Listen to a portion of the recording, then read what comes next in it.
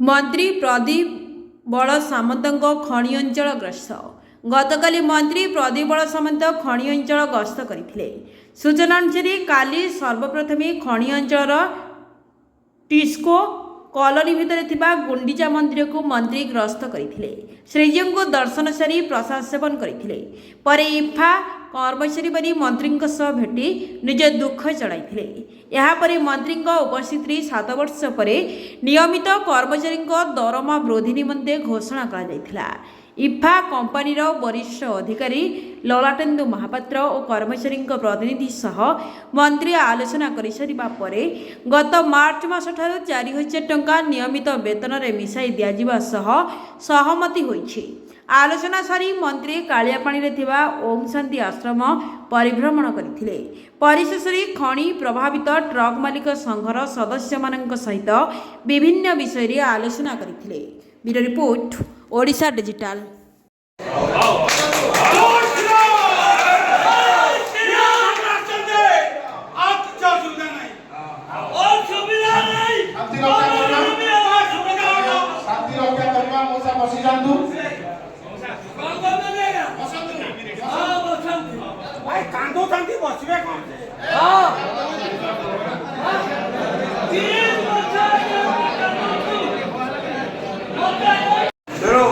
गरीब को पैसा आम खाइबार ना स्वाधीनता दवा आम सागर जोड़ी हूँ आम आगु को आपण मान अधिकार राज्य हक आम कंपानी संगे लड़ाई करूँ आप हक आपको दिया कर आपको पुणी थोड़ा धन्यवाद देके आप जोड़ी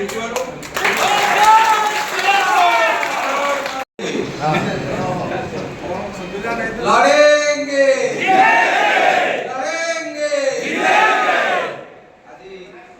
आज जो इफारे जो मीटिंग होची इधर उपस्थित आम सुकिंदार जनमानस नेता गरीब लोकों साथी सुकिंदार जो विकसित सुकिंदार गढ़ी तोड़ार जो स्वप्न रखिंट आम नेता प्रदीप बड़ सामंत महोदय रुटुलना उपस्थित अच्छा फकी भाई बाबीना विकी बाबू एवं इफार समस्त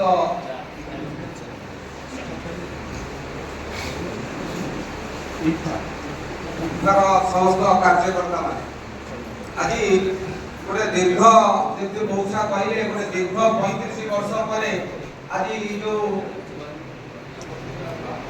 78 मसीहा पर भी जो 24 मसीहा पूर्व सुकिंदा पराधीन भलिया लागुला आज 4 जून पर आज सुकिंदार स्वाभिमान फेरी सुकिंदार को सुकिंदार नेतृत्व नौची सुकिंदार विकास करने जो संकल्प नहीं दिन दिन आज टाटा कंपानी को इन्फा कंपानी को सबुआड़े सबु दिगरे आज वर्कर माने हूँ कि बड़ बिजनेसमैन हूँ समस्ते खुशी रे अछंती शांति रे अछंती जे गाँ को आसिले सुकिंदार दुख जो स्वप्न थिला गाँ को जीतिले सुकिंदार दुख फेरिबो आज प्रमाणित हेछि। आज आईन सी अंचल रे आज तळे छिड़ा हेला बेले कहतिली कि